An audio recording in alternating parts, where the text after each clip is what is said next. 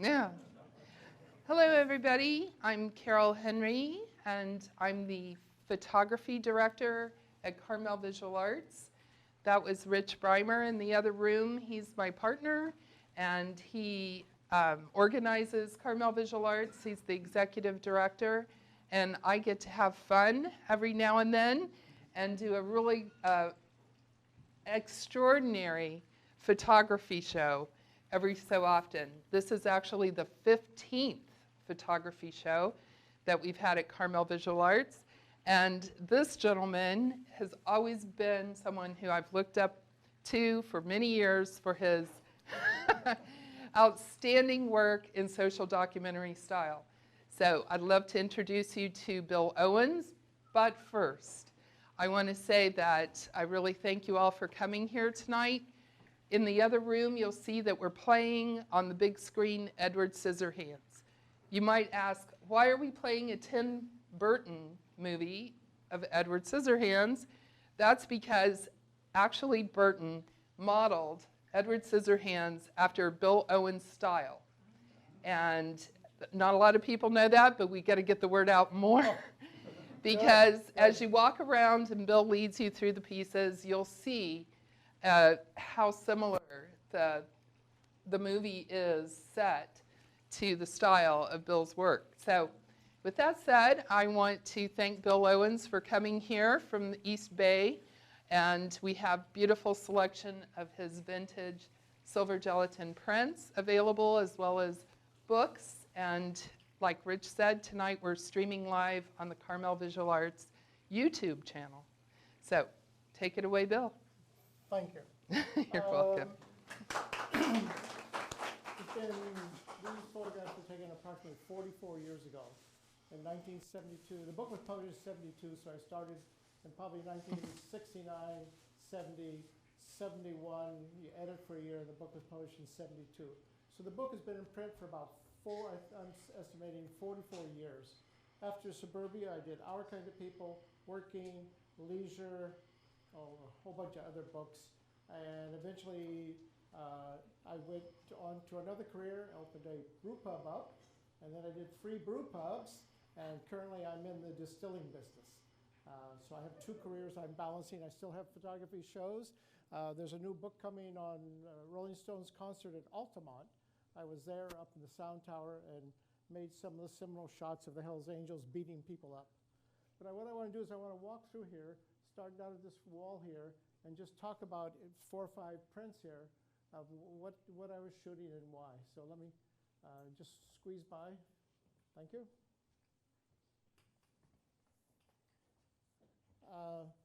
This is my tribute to Ansel Adams, kind of making fun of him, because you go to Yosemite today, and it's nothing but traffic.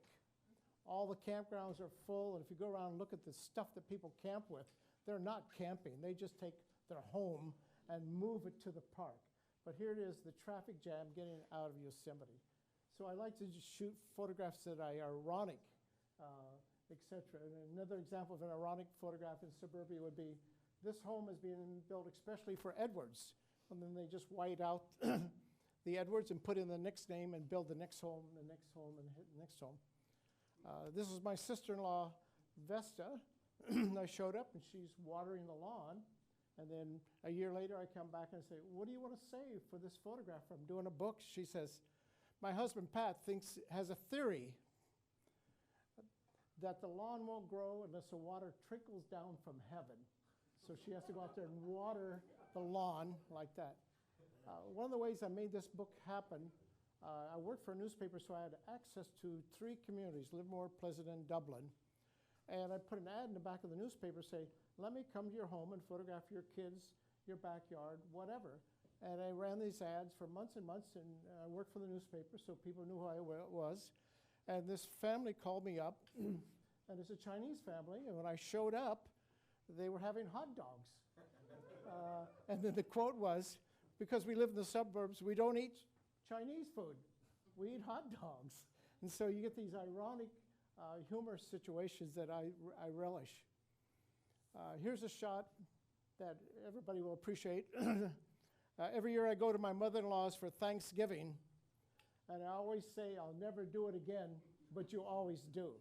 So here's at that time, you have the young kids, my alcoholic brother-in-law. Every family has to have one of those. And of course, we all hated Reagan. I had to show him being that's one of those movies where he was a ship captain. There are certain symbols of our society I really wanted to show. It took me the longest time to find a Tupperware party, because Tupperware is what women do. They get together and buy plastic bowls. Well, if you go to the mall today, there's a Tupperware booth in the center of the mall. And the Tupperware being produced today is as good as it ever was. Buy some. But the other symbol of our society is the Barbie doll. It's been around for 70 years, I'm sure. And in this home, this woman was very proud to be integrated, and she bought one of the very first black Barbie dolls, male and female, that her daughter would play with. So that day, when I went to see her, her daughter was home sick. But also, I like the big mushrooms, the plastic fern, and the shag rug. Someone once gave me, and I lost it. In those days, you had a shag rug rake, a little wooden rake, and you'd rake your lawn. Don't shake your head, yes, to keep it nice and fluffy. This is a photograph of a couple. That's their second marriage. And the other shot that goes with it is one of those big salmon plates with all the crackers and all this stuff. So if you want to know why people get cancer in our society, just look at what they eat. I think I was in Texas when I made this shot, and I was looking at it today, and I said, where did I park my car? Because to get on this lawn here, and this traffic is solid, I'm driving there, where did I park my car to walk over and get the shot of this little boy selling flowers? And I just thought of this today. It must be Mother's Day or something like that, because most boys alongside the road sell a newspaper. So I don't know any more about that. Baseball, this is right here in Carmel. This scuba diving is probably $1 billion business today. And I promise you, if you go to Disneyland and you take out your camera, they're going to throw you out of Disneyland. And if you go to the mall and take out your camera, you're going to get thrown out of the mall taking photographs of people. Our society has changed that much. People are so much more suspicious of you. And so on this kind of shot, I can just go click the shot and put the camera away and don't walk around with cameras hanging out. You just have a camera bag, you walk over and make the shot. I wish I would have shot more in Disneyland. I was just so afraid they're going to throw me out, because they don't allow photographs. So I don't have a release on that photograph. There's one, I think there's a nice shot in the corner. I'll just do a couple more here. This shot here is, again, the symbols of our society. And I worked for a year shooting. I shot every Saturday. So basically, the book was shot in 52 days. And I would go to people's homes, and they would know I'm coming. I'd phone them in advance. And I showed up here. Oh, I was on assignment for the newspaper to photograph the lady for the Junior Women's Club. And as soon as I walked in the house, that was in the front room, just like that. And I said, ran back to my car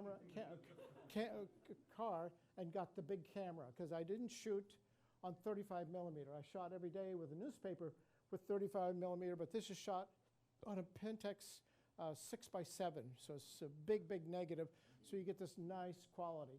I look at this shot today, and I wish I would have shot it with a strobe, because I would be sharper.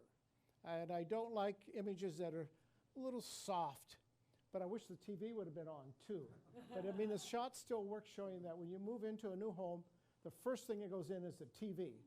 Matter of fact, when I showed up at Carol's house today, I gave her grief because she just has a little TV like this. Get the big plasma, man, enjoy life. You go to Costco and you can get a big one, a $600 one, they'll mark it down for $300 and you're in business. All right, a couple more shots, then I'm done for the day. I work very hard to make the overview of a community. Any assignments I'm on, I look and look and look and drive around and try to find that overview that tells the whole story in one shot. And in this case, I knew I needed to show suburbia. I wanted to show the cul-de-sac. I just have to pay the $300 in those days to get a 20-minute helicopter ride, because I could tell the guy over this way, up higher or lower.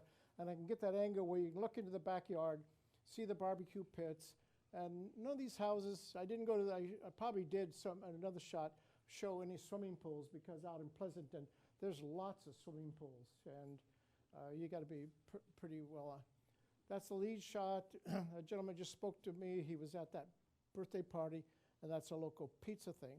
So last year, but 8 years ago, I started writing my memoirs as I just turned 80. So now I know the handwriting's on the wall. So you got to write it down. So I'm raised on a farm. So I'm the only person you'll ever meet that shot his dad with a BB gun and lived. So I have, and then when your mother dies, you get a box of crap. And this stuff I put away forever, and I dug this stuff out and found this rich history of my life that I'm writing down right now. But I have like my college notebook.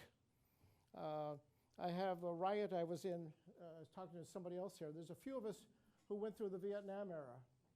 And in 1968, 69, we're scared because you could be drafted and sent to Vietnam, and you lived in fear of God. But here's like the only thing I have from my father that's left in the whole world is it says welder, Owens. And he was a welder at Richmond, California. Pardon me, my dad brought back some stuff from Japan. The only trophy I ever won growing up is right here. It says, finalist, speech contest.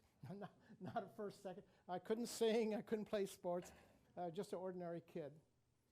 And so it's fun to kind of put together. Wait, my favorite note is right here. This is 1959. Hi, son. I broke your plate and chair, sold your bed, so now you're 21. Call me collect sometimes. Well, not many people have that kind of note from their father saying, I broke your plate and sold your bed. And I have another note where my mother calls me a brat and things like that. But when you find these pictures of your mother and father, and your memories come back of being on the farm and walking to high school, where kids walk to high school. Nobody drove them. We walked, took 25, 30 minutes. We'd go to high school and elementary school, or to church. You had to go to church. So I just kind of stopped there for a second. I'll take a couple of general questions from anybody that wants to say how this happened. Somebody has to have a question. Is that your first camera? That was one of my newspaper cameras. As I said earlier, I did not shoot on 35 millimeter on the book. I didn't want them to ever say, oh, you shot this while you're working for the newspaper. So I had a different set of cameras, and the Pentax that just came out and has exactly the same motion as a Nikon. You advance the film like this, and I could hold it up like that. Because the Hasselblad I hated, it's upside down and backwards. A Rolleiflex is upside down, and all the Leica, throw that thing away. They're all crappy cameras, but the Nikon you can shoot quickly, and if you learn to work for a newspaper, you're in and out. You can't be. So I maintained, I would do about 6 assignments a day for the newspaper, 5 days a week, and in 10 years you've done tens of thousands of shots, and you've just trained yourself to make that decisive moment. So I remember once I'm at a wedding, and they gave everybody Instamatic cameras. I said, I wonder if I can do this. Give me the Instamatic camera, hold that champagne bottle, and let's see, as you pop that, can I catch that champagne bottle in flight? Sure, because your brain has been trained to take that photograph of the decisive moment. And you just train yourself to see, and once you see what needs to be done and see the humor in American society, it's wonderful. Send me to Target. I love Whole Foods. Sorry, I like sitting at the bar and having a glass of wine at Whole Foods. I go everywhere and look, and it's a wonderful country. We just got to get rid of Trump. That's all. He's going to jail. All right, well, thank you very much. Newspaper. Pardon? What was your first newspaper you started working for? I worked for the Livermore Independent. It was 3 times a week, and it was a competitive newspaper in town. They made that photographer go photograph car wrecks. So my newspaper was a little bit better quality of newspaper than what we covered. But every day you're out and about in the community. So you see the fire department, you go to city council meetings, you go to people's homes. So you really get the overview of our society, where most people get in the car, they go to work, they come home. they don't see society at all. And you got to remember, all these images, there's no mall.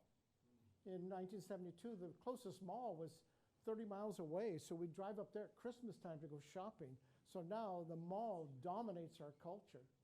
And it just, everybody's at the mall with their torn Levi's and buying crap, even in China. All right, that's enough. Any more questions? Bill, back in the early 70s, 'cause we lived in the Livermore area in the late 80s. Right. And there was more going on in town. Yeah. The malls were built up, there was more businesses. Right. Back in the early 70s, there was just a Livermore Lab. Yes, in and Sandia, both. It was pretty much and Sandia, and it's pretty much a cow town, right? There wasn't much else. Very much so. Yeah, that whole Livermore, Pleasant and Dublin corridor had not developed. There were the automobile dealerships and all that. Ossie Davis was still in Livermore, and all that had not developed. But those three communities, because of the 680 and 580, just mushroomed in bedroom community that was reasonable in price, and you could be in San Francisco in 40 minutes, or just Stockton or up to Walnut Creek or wherever you worked at. That's one of the myths that everybody commuted from suburbia to the city. People commute between suburbs and small towns and et cetera. Good? What I was going to say is, I can tell you from that street, when that picture was taken 3 blocks over is tomato fields. Right. Tomato fields. Which cul-de-sac is this one? I'm trying to figure it out. The left. He knows. He lived there. I don't know about that. No, this is Pleasanton. That's Pleasanton? This could definitely be Pleasanton too. Yeah, that is Pleasanton. Out the freeway's right underneath me there. No We idea lived what on, street we it lived on is. St. Mary's in Pleasanton. Pardon? We lived on, was it St. St. Mary's? Mary's, yeah, just down the Yeah, street. we- Yeah. Well, you lived in a cool area. Yeah. You know where Black and Hop Yard cross? Yeah. That's like right there. Okay. Yeah. So But- how do you envision the future? It's very interesting because it's now so integrated. It's not husband and wife and 2 kids doesn't exist anymore. And so it's every place I go, I'm the oldest. I'm the alpha male. There's nobody in the room older. Is anybody older than me here? Speak up. Are you older than 80? Okay. But I don't know what the. I do know a very bad statistic in America is that 40% of the people in America only have $400 in the bank. So we got to do a lot to get this country pulling by its bootstraps up and quit wasting our money on lots of foolishness around the world. And I don't have all the answers to that, but we've squandered our wealth fighting among ourselves. And it's a sad state we're in today with Trump. That's all there is to it. All right. Thank you very much for coming out.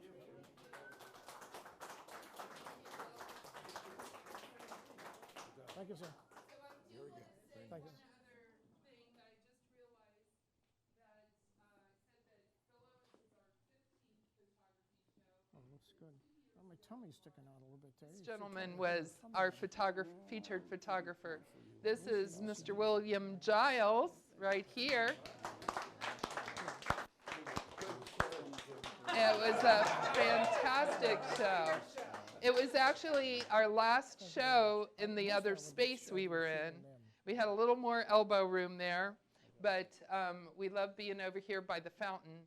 So it's always like you're at the Yosemite West or something. Anyway, thank you, everybody. And if you have no other questions, then let's taste bourbon and drink micro brew or whatever. Thanks for coming. Good to see you here. Last time 3 of us were swimming, and then he canceled, and then I canceled, and then I was like, Swimming. then I felt guilty about swimming, Oh, I need a photo of y'all.